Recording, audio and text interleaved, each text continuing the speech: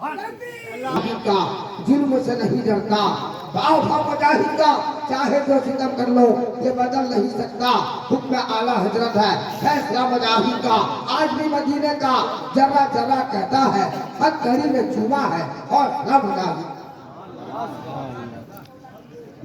اب آپ مجھے مسلسل چلنے دیجیے کہ نہیں آپ کی محبتیں سلاخوں پر، لیکن اس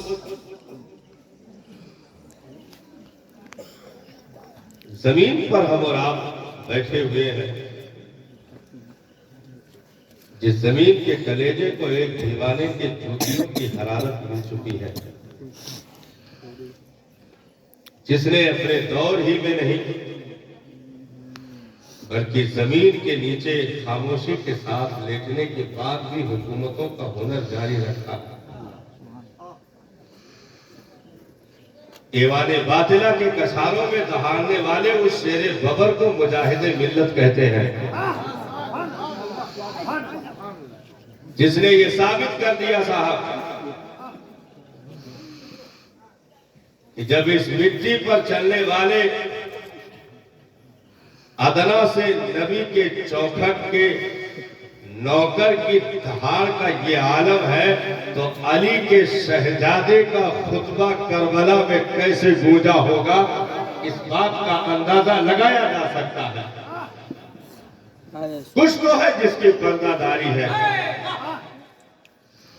آج وہ گنبد و مینار پوری دنیا کو ایک سبق دے رہے ہیں کہ اگر ایک دیوانہ واقعتاً اپنی زندگی کو گزارنے کا حق ادا کرتے تو کروڑوں اس کی جوتیوں میں لگے ہوئے ذروں کو آنکھوں کا سرما بنانے کے لیے بےتاب ہوتے ہیں، تو جب کلمہ پڑھنے والے امتیوں کا یہ حال ہے تو میرے مصطفیٰ جانے رحمت کے قدموں کی برکتوں کا عالم کیا رہا۔ دین گنجے شکر یا غوث اعظم سرکار کی ذات کا پتہ نہیں دیتے ہیں، بلکہ یہ گنبد وہ سونے کا کلش چاہے اجمیر کے راجہ کے سر پہ جگمگا رہا ہو، چاہے اڑیسہ کی زمین پر مجاہد ملت کے چوکھٹوں کے سنگے مرمر چمک رہے ہو، یہ صرف اس وجود کا پتہ نہیں دیتے ہیں بلکہ یہ قرآن کی صداقت کا پتہ دیتے ہیں، شریعت کی صداقت کا پتہ دیتے ہیں، مذہب کی صداقت کا پتہ دیتے ہیں، مصطفیٰ جان رحمت کی تبلیغ کی برکتوں کا پتہ دیتے ہیں کہ جب غلاموں کی زندگی کی مقناطیسیت کا یہ عالم ہے تو پھر مصطفیٰ جان رحمت کی تبلیغی دین کا عالم کیا رہا ہوگا۔ اس لیے اب اور آپ خوش رہے مجاہد ملت نے ثابت نہ کر دیا کہ ہم آئے تھے، کیا محبوب الہی نے ثابت نہ کر دیا کہ ہم آئے تھے، کیا قطب الدین بختیار نے ثابت نہ کر دیا کہ ہم آئے تھے، کیا غوث اعظم بغداد کے دولہا نے ثابت نہ کر دیا کہ ہم آئے تھے۔ ایسے آئے غلاموں تمہیں بھی اپنے آنے کا ایک ایسی تاریخ آنے کی چھوڑ کر تمہیں جانی ہے کہ جب تم آنکھیں بند کرو تو یہ افسوس نہ ہو کہ محل چھوٹ گیا، اولادیں چھوٹ گئی، بلکہ آج بھولے نہ سمائیں گے کفن میں آسی، آج کی رات ہے اس گل سے ملاقات کی رات۔ لاجواب نعرے تکبیر، نعرے رسالت، فیضان اعلیٰ حضرت، پیغام اسلام، اصلاح معاشرہ، اصلاح معاشرہ۔ ہم بہکے تو کارواں کھو جائے گا صاحب، کیونکہ ہماری زندگی یہ نہیں کہ کھیت کھلیانوں کے نظر ہو جائے، کیونکہ مقصد یہ نہیں ہے۔ جو مقصد ہے اگر اس پر ہم نے کام کیا تو یاد رکھو تو آئے مانگی نہیں جاتی ہے بلکہ عطائیں خود ہوتی ہیں۔ ہم تو ایسی چوکھٹوں کے بھکاری بن کر یہاں بیٹھے ہیں جہاں صاحب دلوں میں اٹھنے والے وسوسوں کو بھی محسوس کیا جاتا ہے، اس پر نگاہ رکھی جاتی ہے۔ ہاتھ اٹھنے سے پہلے جہاں قبولیت کی سندیں مل جاتی ہو، ہم ایسی چوکھٹوں کے رکھوالے بھی ہیں، چوکیدار بھی ہیں۔ پر گزاری اس وقت تک میدان محشر میں ہٹنے نہ دیا جائے گا جب تک ایک دولت مند سے یہ نہ پوچھ لیا جائے گا کہ تو نے دولت کس راستے میں صرف کیا، کیسے کمایا تھا اور کہاں پر تو نے اسے خرچ کر دیا، اس وقت تک اسے ہٹنے نہ دیا جائے گا، اس وقت تک اسے ہٹنے نہ دیا جائے گا۔ نبی نے ارشاد فرمایا ان نوجوانوں کو مبارکباد ہو جو مسجد کا کبوتر بن کر رہتے ہو۔ واہ واہ واہ، سب سے بڑی اطاعت تو یہ ہے صاحب کی بھری جوانی میں سجدے کی چمک ان پیشانیوں میں اگر داخل ہو گئی تو یاد رکھو یہ جوانی بھی قبول ہے، دنیا کی زندگی بھی قبول ہے، آنے والی نسلیں بھی قبول ہے۔ لاجواب کیا پیغام! ہمیں ایک مقصد کے تحت جینا ہے صاحب۔ اگر وقت کو استعمال نہ کیے تو وقت ہمیں استعمال کر کے چلا جائے گا۔ اگر ہم نے وقت کو استعمال نہ کیا تو وقت ہمیں استعمال کر کے چلا جائے گا۔ ایک بوڑھی خاتون کچے راستے پر جھکی کمر کے ساتھ چل رہی تھی، کچھ دور جاتی لوٹ کر کے آتی، پھر جاتی پھر لوٹ کر کے آتی، کسی نے دیکھا پوچھا مائی کیا کر رہی ہے؟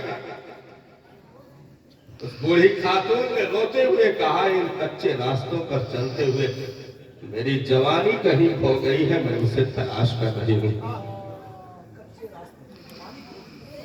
کچے راستوں پر چلتے ہوئے میری جوانی کہیں کھو گئی ہے، میں اسے تلاش کر رہی ہوں صاحب۔ ان قدموں میں آنے والے نہ جانے کتنے چپل پرانے ہو گئے، اس بدن پر آنے والے نہ جانے کتنے جوڑے پرانے ہو گئے۔ 60-70 سال کی مہلت دینے کے بعد بھی اگر کھاتے میں چند قرآن کی آیتوں کی تلاوت یا سجدے کا ذائقہ اگر شامل نہ ہو تو پھر لعنت ہے ایسی زندگی پر، لعنت ہے ایسی دولتوں پر، لعنت ہے ایسے زمین و جائیداد پر، کیونکہ یہ اسی وقت مدد میں کھڑے ہو سکتے ہیں جب تو پہلے رب کا ہونے کا دعویٰ کمپلیٹ کرنے جائے گا تو زمین بھی غلام ہے، آسمان بھی غلام ہے، قبر بھی استقبال کرتی ہے، اور اگر اطاعت چھوٹی تو صاحب گھر کی چوکھٹ پر پلنے والا کتا بھی دشمن ہو جائے گا، ہم بچا نہیں سکتے ہیں۔ زبانی تیار تو برباد ہو گئے 70 سال صاحب۔ یہ نہیں پوچھا جائے گا تم نے حج کیسے کیا، بلکہ یہ پوچھا جائے گا کہ تیرے ہاتھ میں ان 4-5 اولادوں کے پاک ڈور دیے گئے تھے، تو نے انہیں کہاں لگایا، ان کی زندگی کو سنوارا کہ نہیں۔ نبی نے ارشاد فرمایا پہاڑوں کے برابر نیکیاں لے کر لوگ پہنچیں گے، اس کے بعد بھی گھسیٹ کر جہنم میں ڈالا جائے گا۔ صحابہ نے عرض کی سرکار مجھے کیا ہوگی؟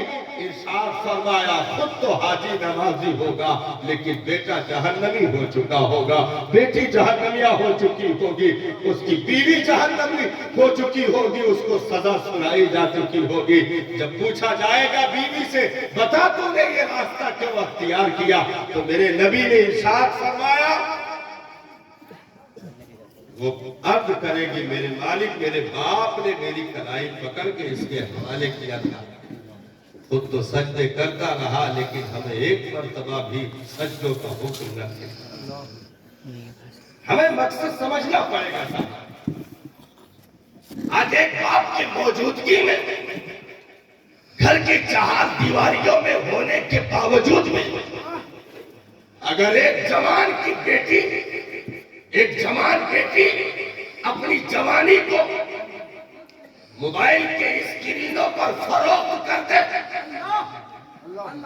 اگر گھر کی 4 دیواریوں میں ماں باپ کی سپرتی ہونے کے باوجود بھی ایک جوان بیٹی موبائل کے اسکرینوں کو دل دے کر کے کفر کی غلاظت کو قبول کر کے گھر سے قدم نکال دے تو پھر لعنت اس بیٹی کے لیے تو بعد میں ہوگا، لعنت ہے ان ذلیل ماں باپ کے لیے پہلے ڈالی جائے گی کہ مجھے رہزنوں سے گلا نہیں، تیری رہبری کا سوال ہے، مجھے رہزنوں سے گلا نہیں، تیری رہبری کا سوال ہے۔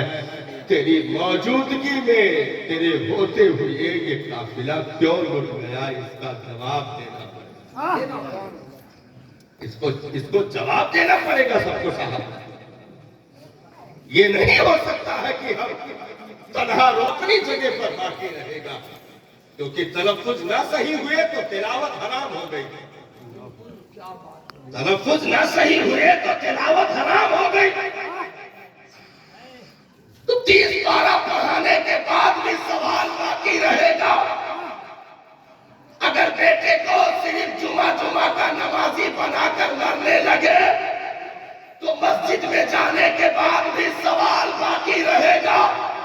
ان سے ہم چھٹکارا نہیں پا سکتے ہیں صاحب، کیونکہ ایک باپ کی ذمہ داری یہ ہے کہ کفن اوڑھنے سے پہلے اولادوں کو جنت کے ڈگر پر کھڑا کر دے تو کفن پہننا بھی کامیاب ہے، قبر میں اترنا بھی کامیاب ہے۔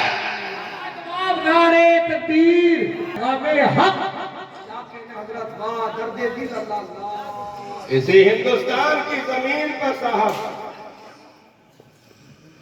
ایک عورت ایک دربار میں پہنچتی ہے، شکایت کرتی ہے، شہنشاہ مجھے انصاف چاہیے،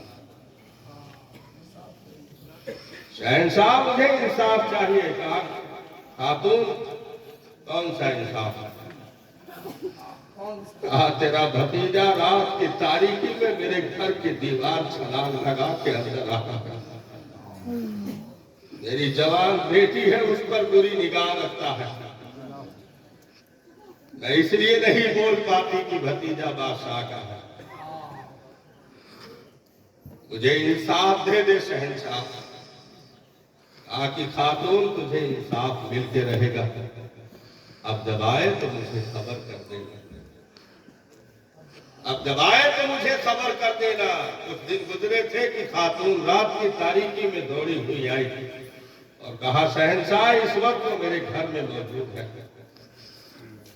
شہنشاہ اٹھا، تلوار حمائل کی، گھوڑے پر سوار ہوا، اس کے چوکھٹ پر پہنچا، پہنچ کر کے اندر داخل ہوا تو اسے پکڑ لیا۔ رات کی تاریکی تھی، اجالے تو ابھی نہ تھے، لیکن اسے پکڑ لیا، پکڑ کے اس کی گردن اتار دی،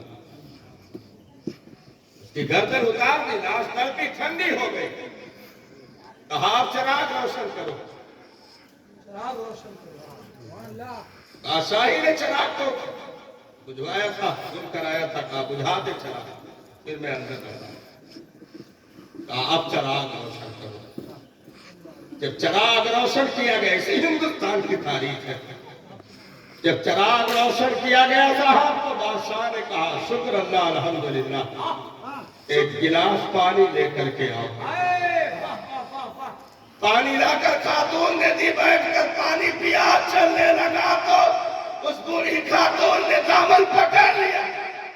کہا بادشاہ سلامت جانا، خیریت سے ٹھیک ہے، لیکن ذرا یہ تو بتا دے یہ کوئی پیچیدہ معاملے ہے، سمجھ نہ آئے کہ تو نے آتے ہی چراغ کو گل کروا دیا اور پھر اس کے بعد قتل کیا، پھر چراغ روشن کرایا تو شکر اللہ الحمدللہ کیوں کہا؟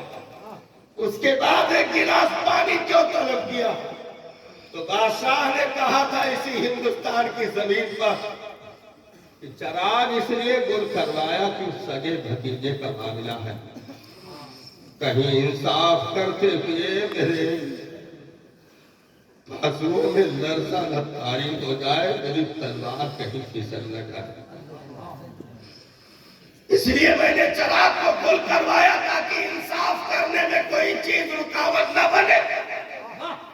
لیکن جب چراغ جلایا تو دیکھ کر میں نے شکر اللہ الحمدللہ اس لیے کہا کیونکہ یہ میرا بھتیجا نہیں تھا، یہ میرا بھتیجا نہیں تھا، یہ میرا بھتیجا نہیں تھا، کیونکہ جس دن سے تو یہ کہہ کر آئی ہے کہ تیرا بھتیجا میرے گھر کے 4 دیواریوں کو طرف کر آ جاتا ہے، اس دن سے میں مسلح پر بیٹھ کر پوری رات روتا رہا پوری پوری رات روتا رہا کہ میرے مالک کہاں چوک ہو گئی، میرے نسوں میں دوڑنے والے خون گندے کیسے ہو گئے، یہ خون کے قطرے کیسے گندے ہو گئے کہ نسلوں تک ناپاکی پہنچ گئی۔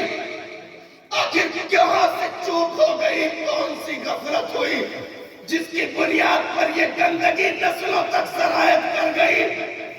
اس دن سے میں رو رہا تھا مصلے پر، اور میں نے قسم کھانا کی تھی کہ پانی نہ پیوں گا جب تک انصاف نہ دے دو گا، پانی کا قطرہ بھی حلق کے نیچے نہ جائے گا جب تک کہ انصاف نہ دے دو گا۔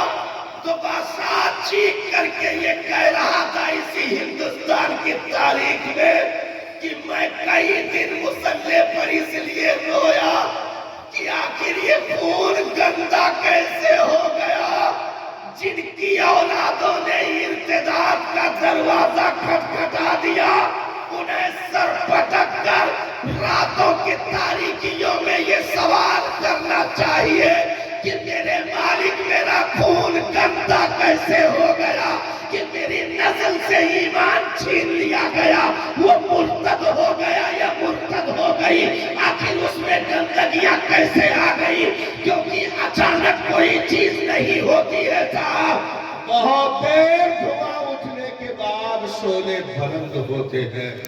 سبحان اللہ، سبحان اللہ۔ سلطان کو سلطان محمود غزنوی کہتے ہیں۔ سبحان نعرے تکبیر، نعرے رسالت، فیضان اعلیٰ حضرت، فیضان اولیاء کرام۔ ہو گئے صاحب، ہم نے کہا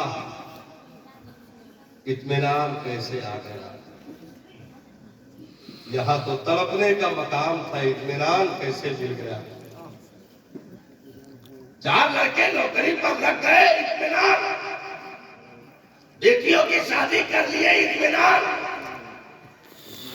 گھر بنوا لیے، مکان زمین و جائیداد کو سجا لیا، اطمینان۔ ہم نے کہا یہ اطمینان کی چیزیں تو نہ تھی، پھر اطمینان آئی کیسے، یہ تو اطمینان کی چیزیں نہ تھی، پھر اطمینان آئی کیسے۔ تو یاد رکھو، آنکھیں بند ہو، آنکھیں بند ہو، ایک موقع ایسا ہے جس کو زندگی کہا جاتا ہے۔ آنکھیں بند ہو، ایک موقع ایسا ہے جسے زندگی کہا جاتا ہے۔ آنکھیں بند ہو، ایک موقع ایسا ہے کہ انا للہ و انا الیہ راجعون کہا جاتا ہے۔ ایک آنکھ بند کرنے والے کو نیند میں جانا کہتے ہیں، ایک آنکھ بند کرنے والے کو موت کے آغوش میں جانا کہتے ہیں۔ تو جہاں انا للہ پڑھنا تھا تم نے شکر اللہ الحمدللہ پڑھ لیا، سبحان اللہ۔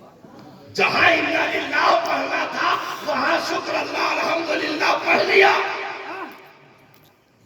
اسی زمین پر ایک تاریخ ایسی بھی آئی ہے مدینہ کی تاریخ میں صاحب، جہاں زندگی میں ایک مرتبہ فرسٹ اور لاسٹ مرتبہ، فرسٹ اور لاسٹ مرتبہ اس لیے چلی گئی تھی کہ نیند کا غلبہ ہو گیا، نیند کا غلبہ ہو گیا۔ فجر کی نماز صرف زندگی میں فرسٹ اور لاسٹ ایک فجر کی نماز صرف چلی گئی، صبح سے شام تک وہ بندہ گھر سے نہ نکلا، وہ صاحب گھر سے نہ نکلے، بلکہ اندر سے کباڑ بند کر کے چاروں قطار دھارے مار مار کر کے رو رہے تھے، آنسوؤں سے داڑھی تر ہو گئی، زمین صاحب آنسوؤں سے بھیگ گئی، شام تک روتے رہے۔ پھر رب کا فرشتہ آیا اور کہا کہ تمہیں مبارک ہو، اس قدر درد دل کے ساتھ رونے کی بنیاد پر رب نے تمہیں 70 فجر کا ثواب دے دیا ہے۔ سبحان اللہ، سبحان اللہ۔ رب نے تمہیں 70 فجر کا ثواب دے دیا ہے۔ وہ صبح سے شام تک رونے والی ذات کا نام حضرت امیر معاویہ رضی اللہ تعالیٰ عنہ ہے۔ سبحان اللہ۔ زندگی میں فرسٹ اور لاسٹ بار صرف ایک نماز فجر چلی گئی تو پورے دن زاروں قطار روتے رہے، گھر ہے لیکن اطمینان نہیں، बच्चे हैं लेकिन इत्मीनान नहीं, मालो दौलत है लेकिन इत्मीनान नहीं, जमीनो जायदाद है लेकिन इत्मीनान नहीं, क्योंकि इत्मीनान अला बिज़िक्रिल्लाह तत्मइन्नुल कुलूब। अगर मोमिन को इस दुनिया में इत्मीनान हो सकता है तो वो घर जमीनो जायदाद नहीं, रब के जिक्र से इत्मीनान हो सकता है। सजदा कर लो इत्मीनान हो, रोजा रख लो इत्मीनान हो, हज कर लो इत्मीनान मिले, तिलावत कर लो इत्मीनान मिले, तो कहा जाएगा कि हाँ ये शुक्र का मकाम था, इत्मीनान मिला, दिल की दुनिया जगमगा गई। लेकिन जलील दुनिया के बाद पाने के बाद अगर इत्मीनान आता है तो जिंदगी नहीं, दिलों की मौत कहते हैं मौत। जब मर जाए तो साहब मुल्क की गारतगरी हो जाती है, शहंशाह मर जाए तो रियाया की खैर नहीं, तो दिल हाकिम था, बादशाह था इस बदन में, उसे हमने गुनाहों के जरासीम से चुगलखोरी की, पर बुराई से नाकारी बदनिगाही बेनवाजी हो करके बेहया बेगैरत होकर हमने अपने हाथों से उस बादशाह को मौत के घाट उतार दिया। अब अगर दुकान मकान पर शुक्र आ रहा, इत्मीनान आ रहा, तो ये समझ लो मुल्क बर्बाद हो चुका है, क्योंकि बादशाह मर चुका है। उसके सन निकाल दिए जाए तो मान लीजिए कि 8-10 साल निकाल दीजिए उधर से, तो अगर 60 था तो 50 बचा। बचपने का हुल्लड़पन और जवानी में आने से पहले तक के 10 साल 11 साल निकाल दीजिए तो 50 साल बचा। 50 साल में उससे सजदा नहीं हो पाया, उसके बाद भी इत्मीनान। 50 साल में उसे सजदा न हो पाया, उसके बाद भी इत्मीनान है। और घर बनवा के प्लास्टर कंप्लीट हुआ, यूपी उल्टी पुट्टी कलर जैसे कंप्लीट हुआ, बड़े फख्र से लिखा दिया हाजा मिन फजले रब्बी। बिल्डिंग कलर करवा करके लिखवा दिया मेन गेट पर, सदर दरवाजे पर, हाजा मिन फजले रब्बी। अरे हाजा मिन फजले रब्बी ईंट की दीवारों पर ना लिखवाओ, बल्कि सजदा करके उठो, कहो हाजा मिन फजले रब्बी। 5 वक्त पढ़ के उठो, कहो हाजा मिन फजले रब्बी। तिलावत करके उठो, कहो हाजा मिन फजले रब्बी। रोजा कंप्लीट करो, कहो हाजा मिन फजले रब्बी। जलील दुनिया पर फजले रब्बी के नारे न लगाओ, बल्कि जब जब दीन मिले तो रब के फजल का नारा लगाओ। तो सजदा एक हुआ था, फजल का नारा लगाओगे तो 50 नफलों की भी तौफीक मिल जाएगी। तिलावत एक रुकू किया था, फजले रब का नारा लगाया तो एक पारे के तिलावत की तौफीक मिल गई। हज फर्ज अदा किया था, तब जो है शुक्र का नारा लगाया तो उसे नवाफिल हज की भी तौफीक मिल गई। इसलिए जिंदगी जिंदा दिली का नाम है। मुर्दा दिल क्या खाक किया करते हैं, मुर्दा दिल क्या खाक किया करते हैं। हम आज सिर्फ शिकायत जानते हैं साहब, हम सिर्फ शिकायत जानते हैं। हमने कहा उस बेवकूफ मजदूर की तरह हो गए, ड्यूटी पर गया नहीं, गली में कह रहा था कि सैलरी ना मिली। उस बेवकूफ मजदूर की तरह हम हो गए जो ड्यूटी गया नहीं, गली में शोर मचाए था कि सैलरी न मिली। ड्यूटी पर जाना तो दूर की बात है साहब, हमने तो ड्यूटी वाले रजिस्टर में नाम तक भी न लिखा है।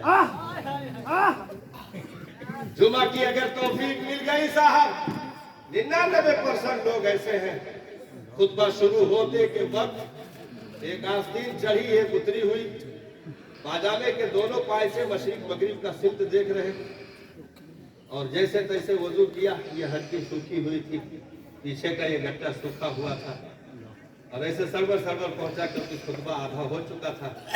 जैसे तैसे पीछे गिरा, जहाँ चप्पल निकले हुए थे वहीं गिर पड़ करके 2 रकात पूरी किया, मोटरसाइकिल स्टार्ट किया और आकर होटल पे कटिंग चाय पी करके पूरे गांव वालों को काफिर बता रहा था कि बताओ तो जुमा नहीं पढ़ते हैं, अब तो पढ़ के आए।